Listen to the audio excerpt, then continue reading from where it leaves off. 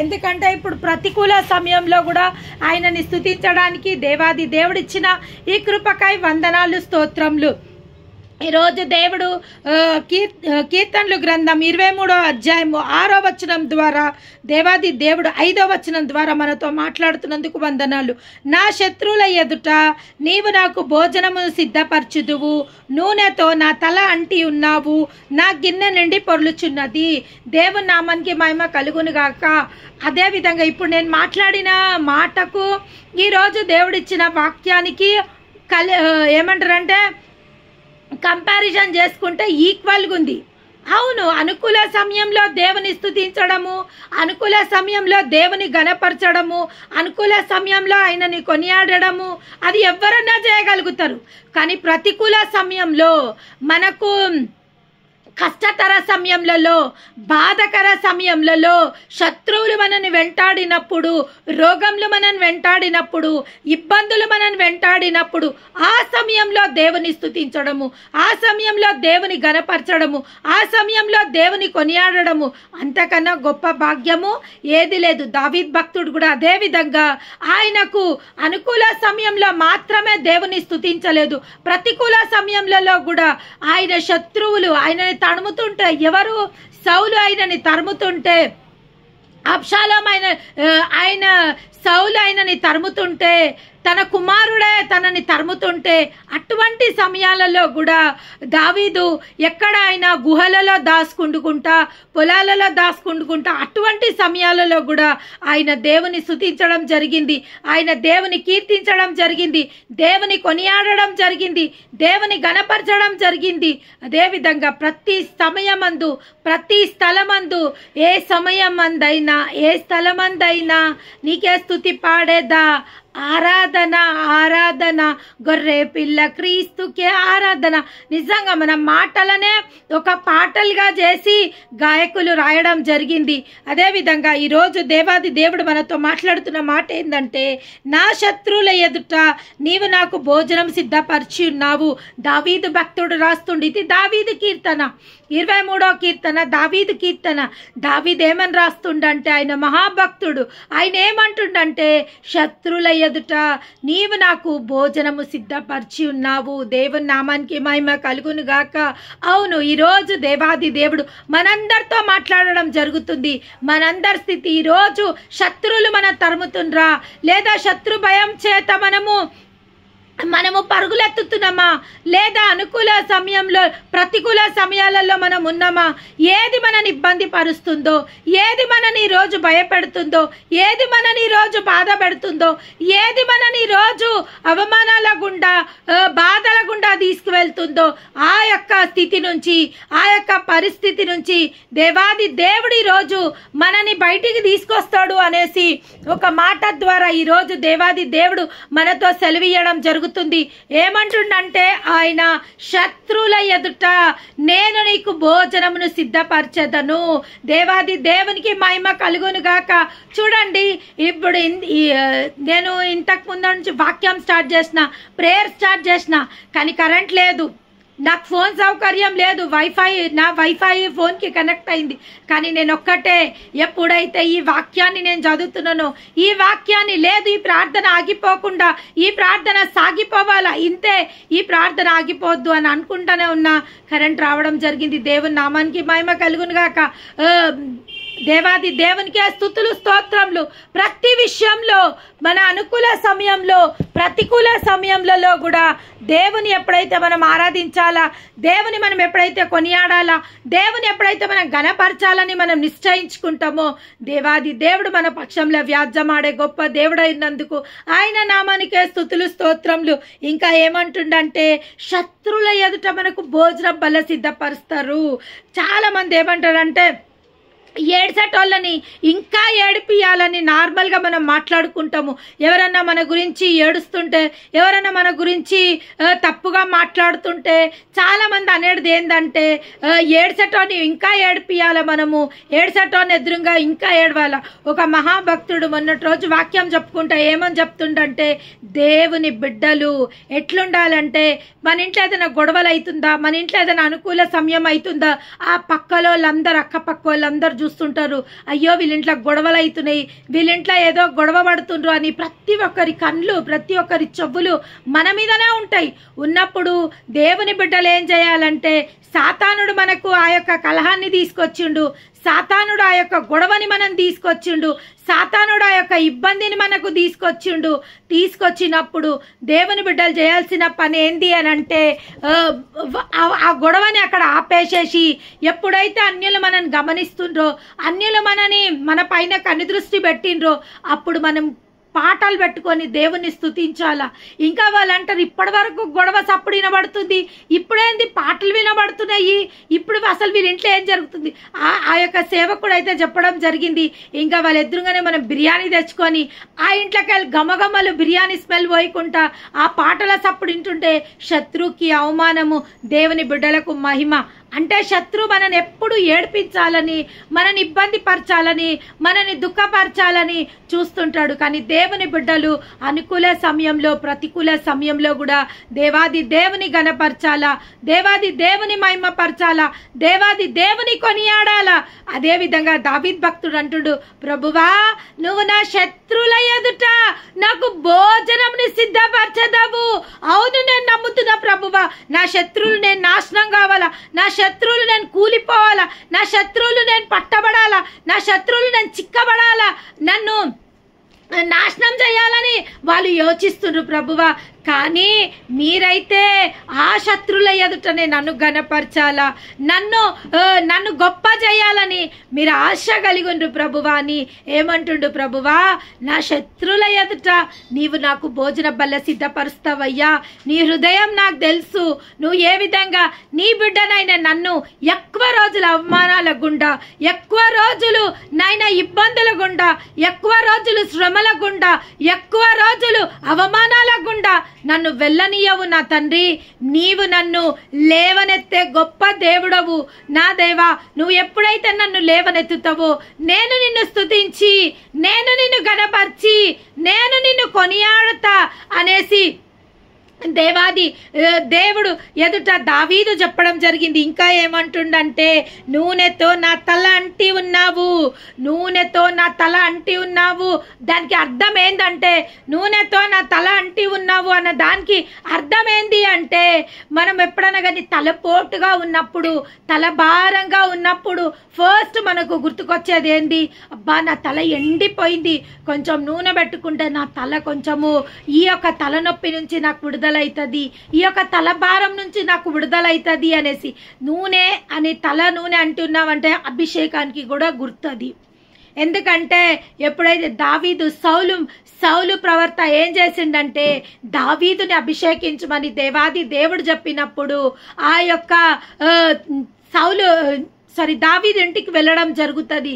వెళ్ళినప్పుడు దావీదు తండ్రితో మాట్లాడడం జరుగుతుంది. అయినా దావీదు తండ్రితో మాట్లాడినప్పుడు నీ కుమారులని పిలిపించు అని ఎప్పుడైతే చెప్పడం జరిగితే, ఆయన కుమారులని ఆయన పిలవడం జరుగుతుంది. ఒక్కొక్క కుమారులు, ఎంతమంది కుమారులు ఉన్నారో వాళ్ళందరినీ పిలవడం జరిగినప్పుడు తైలపు కొమ్ము పట్టుకొని ఆ యొక్క దావీదు కోసము దేవాది దేవుడు పంపించినప్పుడు ఆ సౌలు ప్రతి ఒక్కరిని చూసి మొదటి కుమారుడు రావడం జరుగుతుంది. మొదటి కుమారుడు వచ్చినప్పుడు ఆయన ఆజాన బాహుడు, చాలా ఉన్నత దేహుడు. అప్పుడు చూసినప్పుడు సౌలు అనుకుంటాడు, ఆహో ఇతనే నేను అభిషేకించవలసిన వ్యక్తి, ఇతనే నేను అభిషేకిస్తానన్నప్పుడు ఆ యొక్క తైలపు కొమ్ముని పట్టుకొని పోయినప్పుడు దేవుడు అంటాడు, ఇతడు కాదు అని అంటాడు. మళ్ళీ ఇంకొక రెండో వ్యక్తి వస్తాడు.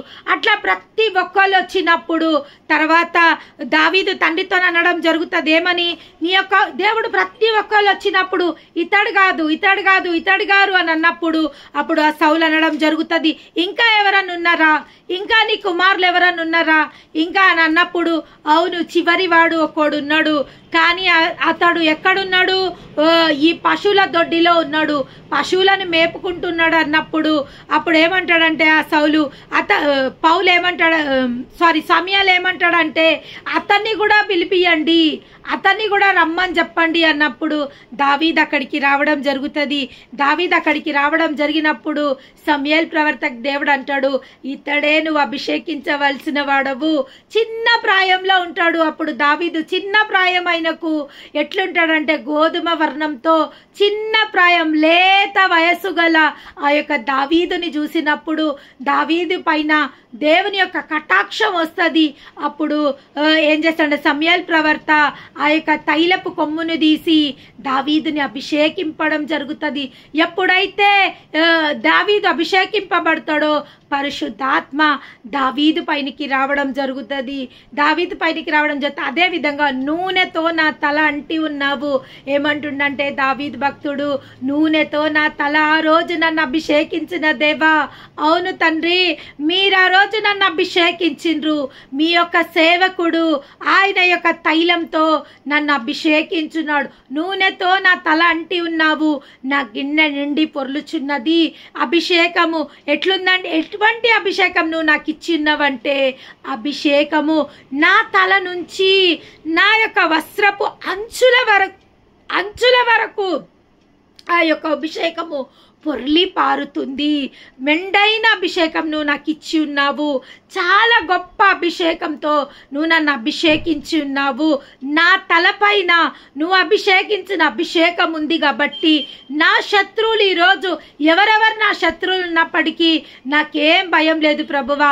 ఎందుకంటే నా శత్రువుల ఎదుట నీవు భోజనంను సిద్ధపరచడానికి సామర్థ్యత కలిగిన దేవుడు, నా యొక్క శత్రువుల ఎదుట నీవు నన్ను దీవించడానికి సామర్థ్యత కలిగిన దేవాది దేవుడవు అని దావీద్ భక్తుడు చెప్పడం జరిగింది. ఇంకా ఏమంటుండంటే నేను బ్రతుకు దినములన్నీయు కృపాక్షేమములే నా వెంట వచ్చును. నేను బ్రతుకు దినములన్నీయు ఒక విశ్వాసి జీవితంలో ప్రతి ఒక్కరు ఈ మాట పలకవలసింది. ఇది మనము ప్రార్థన పాయింట్ గా చేసుకుంటే కూడా ఇంకా చాలా మంచిది.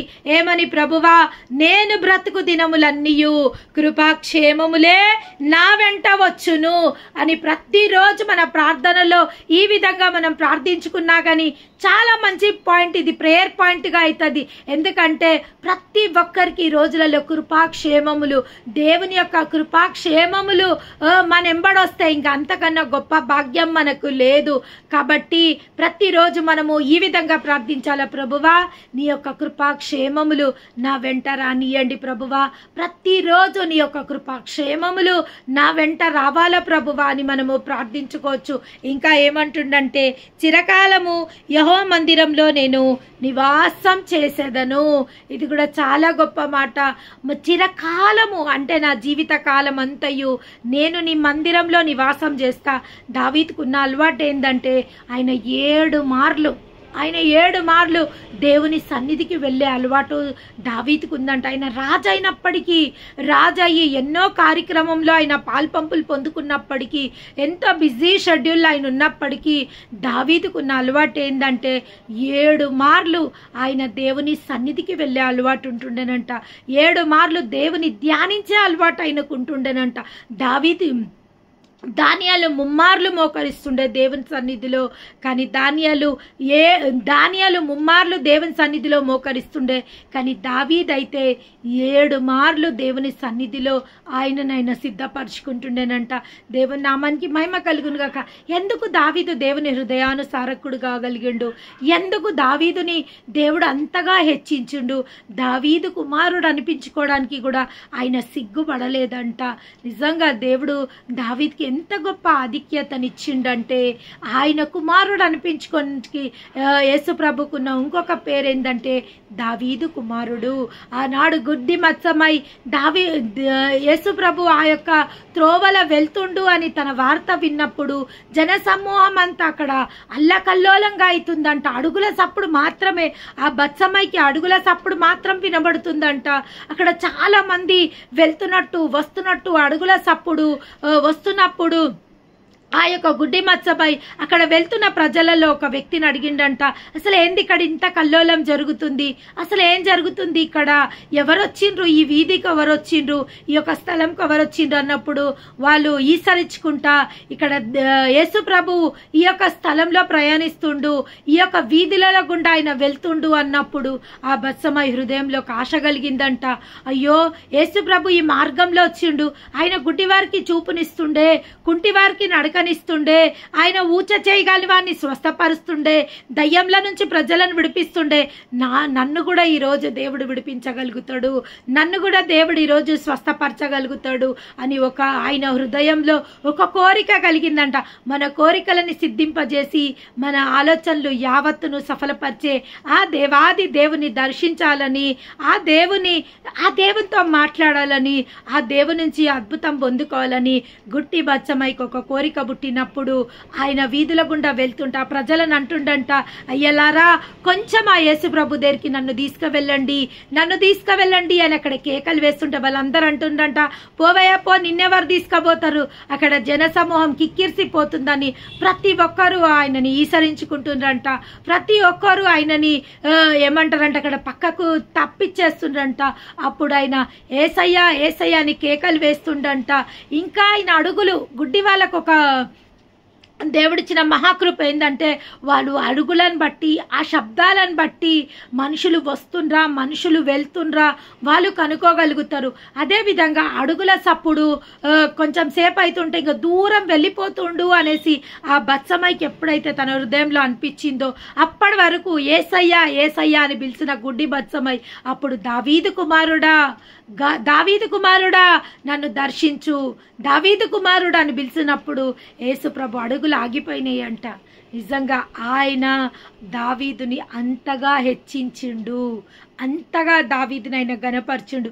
ఆయన దావీదు కుమారుడు అనిపించుకోవడానికి కూడా సిగ్గుపడలేదంట. నిజంగా ఒక దేవుడు ఎవరినన్నా ప్రేమించాలనుకుంటే ఎంతగా ప్రేమిస్తాడు అంటే ఆయన వారిని తన బిడ్డలుగా, తన రక్త సంబంధీకులుగా, తన పేరు పెట్టడానికి, తన స్వాస్థాన్ని ఇవ్వడానికి, తన సమస్తానికి వారసులుగా చేసుకోవడానికి ఆయన సిగ్గుపడడంట. దేవుని నామానికి మహిమ కలుగునుగాక. ఆ గుడ్డి బత్సమై దగ్గరికి ముందరికి వెళ్తున్న అడుగులు ఆ బత్సమై దగ్గరికి వెనుకకు రావడం జరిగింది. ఎప్పుడైతే ఆ బత్సమై దగ్గరికి ఆయన వచ్చిండో, ఏమి కోరి నన్ను పిలిచినవని గుడ్డి బత్సమైని అడిగినప్పుడు నాకు చూపు కావాలని ఎప్పుడైతే ఆ బత్సమై దేవుని అడగడం చెప్పిండో అప్పుడు నువ్వు నమ్మిన ఎడల దేవుని అద్భుతం చూస్తావని అన్నప్పుడు ఆ గుడ్డి మత్సపై నేను నమ్ముతున్నా అన్నప్పుడు ఆ యొక్క దేవాది దేవుని దర్శించగలిగిండు. దేవుని నామానికి మహిమ కలుగును గాక. దావీదు దేవుడు హృదయానుసారకుడు. ఎన్నో ప్రార్థనలు దేవుడు కీర్తనలలో ఎన్నో కీర్తనలు దావీదు రాయడం జరిగింది. ప్రతి ఒక్కటి ఆయనలో తలంపు పుట్టంగానే ఆయన శత్రువుల గురించి తలంపు పుట్టిన ఆయన దేవుడి దగ్గర మాట్లాడుతుండే, ఆయన మిత్రుల గురించి ఆయనకు తలంపు పుట్టిన దేవుడితో మాట్లాడుతుండే, తనకి ఏది కావాలన్నా కానీ దేవుడితో మాట్లాడుతుండే. అటువంటి అలవాటు కలిగిన దావీదు, ఇది దావీదు కీర్తన. ఏమంటుండు? యెహోవా కాపరి, నాకు లేమి కలగదు. ఈరోజు ఎవరెవరైతే లేమిలతో, దరిద్రతతో, అయ్యో ఈరోజు దినదిన గండంగా ఉన్న ప్రతి ఒక్కరితో ఈరోజు దేవాది దేవుడు మాట్లాడుతుండు. మీ కాపరి యెహోవా అమ్మ, ఈ రోజు నుంచి మీకు లేమి కలగదు అనే ఒక వార్త దేవాది దేవుడు సెలవీయడం జరుగుతుంది. ఇంకేమంటుండంటే ఆయన పచ్చిక గల చోట ఆయన నన్ను పరుండజేయుచున్నాడు, శాంతికరమైన జలముల యొద్ద నన్ను నడిపించుచున్నాడు. మన దేవుడు ఎంత గొప్ప దేవుడు అంటే పచ్చిక గల చోట, మనము మనము అప్పులు ఇచ్చేటోళ్ళ దగ్గరికి కాదు, మనము లోన్లు ఇచ్చేటోళ్ళ దగ్గరికి కాదు, మనకు సహాయం చేసేటోళ్ళ దగ్గరికి మనం వెళ్ళాల్సిన అవసరం లేదు. దేవుడు ఏంటుండు, నిన్ను పచ్చిక గల చోట దగ్గరికి నేను తీసుకెళ్తా, నువ్వు ప్రజల దగ్గరికి వెళ్ళాల్సిన అవసరం లేదు. ఎక్కడైతే పచ్చిగా ఉందో, ఎక్కడైతే దీవెన ఉందో, ఎక్కడైతే నువ్వు దీవింపబడతావో, ఎక్కడైతే నీ దీవెనలు ఉన్నాయో ఆ స్థలంలోకి నేనే నిన్ను తీసుకువెళ్తా. నేనే నిన్ను అక్కడ సెట్ చేస్తా. నేనే ఆ స్థలంని నీకు చూపెడతా. నేనే నీకు ఆ స్థలంని సమకూరుస్తా. ఎక్కడి నుంచి నీకు సహాయం కలుగుతుందో ఆ స్థలంకి నేను నిన్ను తీసుకెళ్తా అని దేవుడు ఈరోజు మనతో మాట్లాడడం జరుగుతుంది. శాంతికరమైన జలముల యొద్ద నన్ను నడిపించుచున్నాడు. ఎక్కడికి నడిపిస్తాడంట? మనని శాంతికరమైన స్థలంలోకి. మన దేవుడు అల్లరికి కర్త కాడు, మన దేవుడు ఆదరణకు కర్త ఉన్నాడు.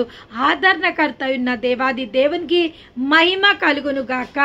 దేవుడు మనని అల్లరి పుట్టించడానికి కాదు, ఆదరణ కలిగించడానికి, ఆదరణ కలిగే స్థలాలలోకి, మనకు విశ్రాంతినిచ్చే స్థలాలలోకి, మన సేద తీర్చే స్థలాలలోకి దేవుడు ఈరోజు మనం తీసుకువెళ్తాని ఆయన మాట ఇవ్వడం జరిగింది. ఇంకా ఏమంటుండు, నా ప్రాణమునకు ఆయన సేద తీర్చుచున్నాడు, తన నామమును బట్టి నీతి మార్గంలో నన్ను నడిపించుచున్నాడు. ఎక్కడ నడిపిస్తాడంట? ఆయన మనని నీతి మార్గంలో గుండా నడిపిస్తాడంట. ఇదిగో త్రోవ, దీనిలో నడువుమని వెనకనట్టు నుండి ఒక స్వరము నాకు వినబడెను. అవును, మనమందరికీ అంట ఒక స్వరము వెనుక తట్టు. ఎప్పుడైతే మనం ఒక తప్పు మార్గంలోకి వెళ్తామో, ఒక చెడు మార్గంలోకి మనం పయనిస్తామో, మన వెనుక తట్టు నుంచి ఒక స్వరము వినబడుతుంది. చాలామందికి ఈ ఒక అనుభవం ఉంది. చాలామంది సాక్ష్యాలు కూడా చెప్పడం జరిగింది.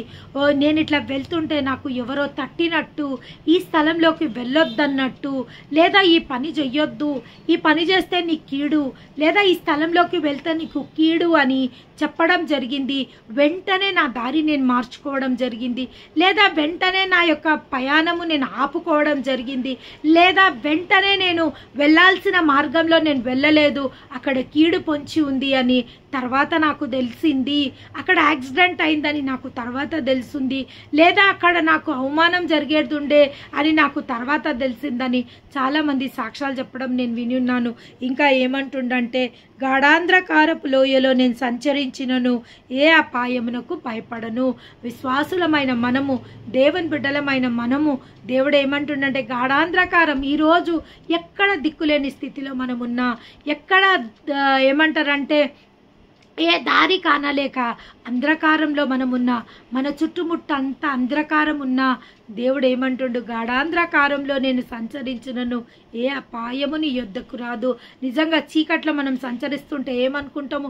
చీకట్లో ఏదైనా ఒక అరణ్య మార్గంలోకి పోతుంటే మనం ఏమనుకుంటాం? అమ్మో ఈడ పాములు ఉన్నాయేమో, అమ్మో ఈడ తేళ్ళు ఉన్నాయో ఏమో, అమ్మో ఈ చీకట్లో మనం పోతున్నాము, మనకి ఏదైనా అపాయం వస్తుందో ఏమో అని మనం భయపడుతుంటాము.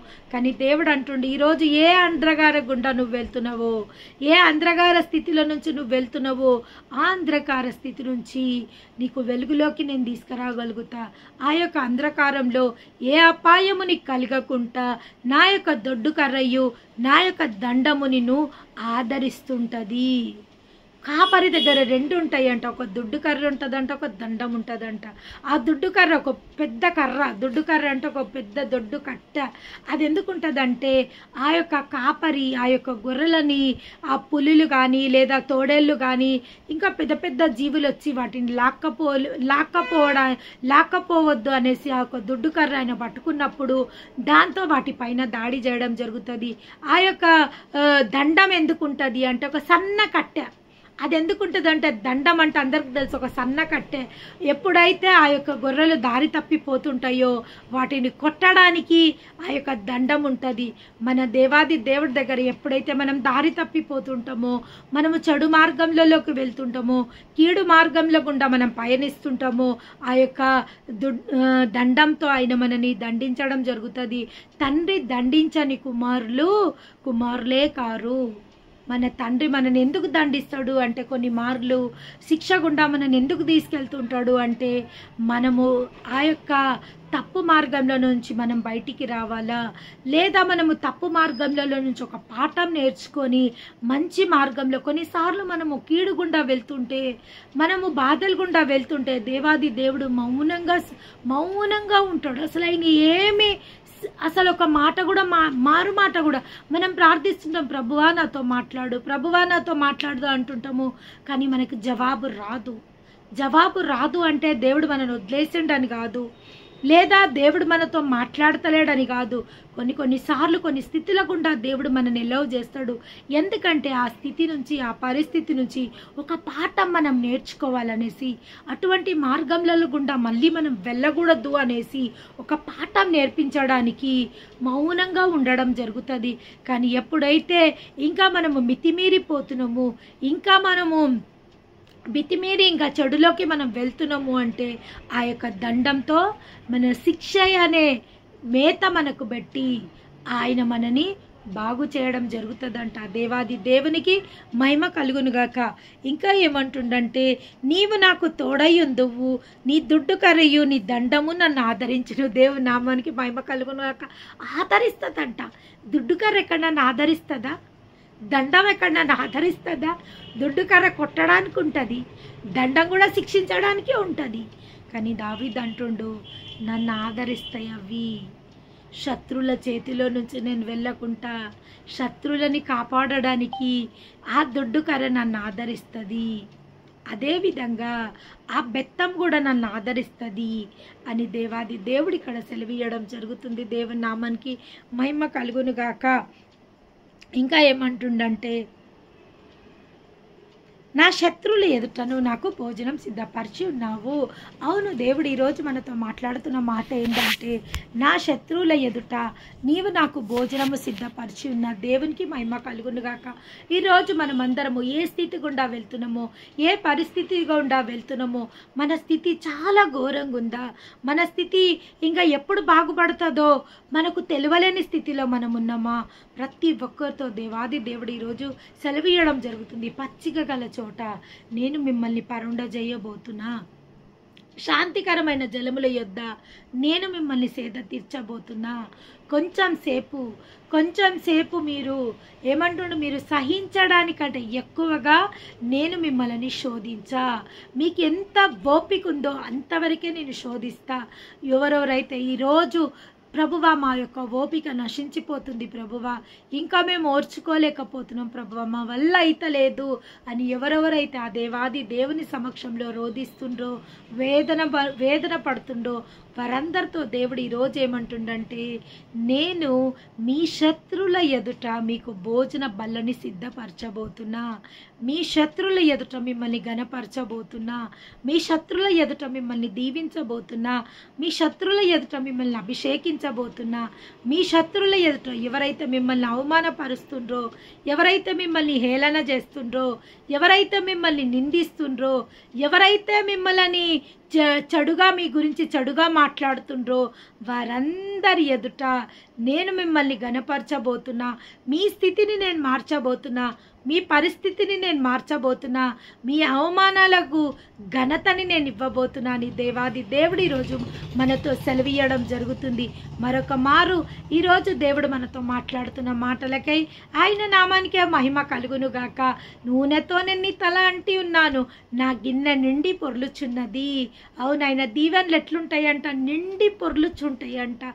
ఏది దేవాది దేవుడు మనకిచ్చినా కానీ అవి సమృద్ధి గల జీవము. ఆయన జీవం ఇవ్వడానికి ఇచ్చిండంట, ఆయన జీవం ఇవ్వడానికి వచ్చిండంట. ఎటువంటి జీవం ఇవ్వడానికి వచ్చిండంట?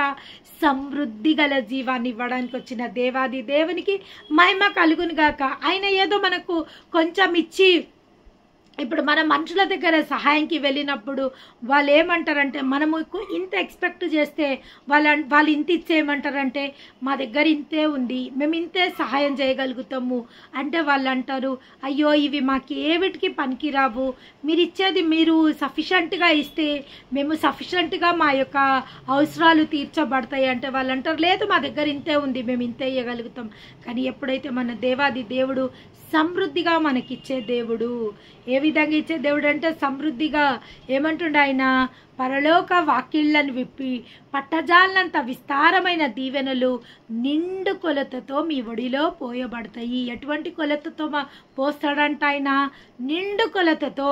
మనం ఇచ్చిన దాన్ని మల్టిప్లై చేసి, మనం ఇచ్చిన దాన్ని ఆయన ఏం చేస్తాడంట, అంచి కుదించి, అంటే అంచి కుదించి, మనం ఇచ్చిన దాన్ని అణిచి కుదించి దిగజారినంత మట్టుకు నిండు కొలతతో, పడిపోయేటంతగా నిండు కొలతతో మన ఒడిలో పోయబడుతుందంట. అంతగా సమృద్ధి గల జీవాన్ని దేవుడు మనకి ఇవ్వడానికి వచ్చిండు.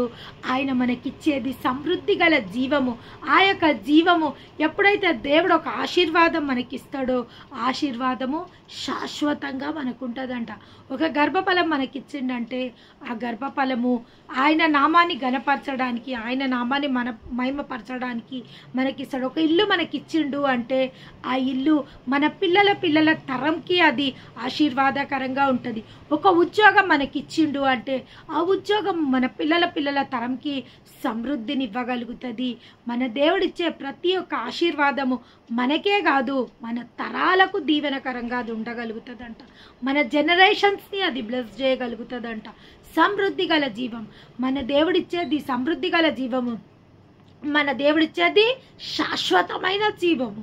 మన దేవుడిచ్చేది నిత్య జీవము. నిత్య జీవమునకు వారసులగుటకే దేవుడు మనని పిలిచి ఉన్నాడంట. దేవుని నామానికి మహిమ కలుగును గాక. మహాపరిశుద్ధుడవైన తండ్రి, ఈరోజు మరొకసారి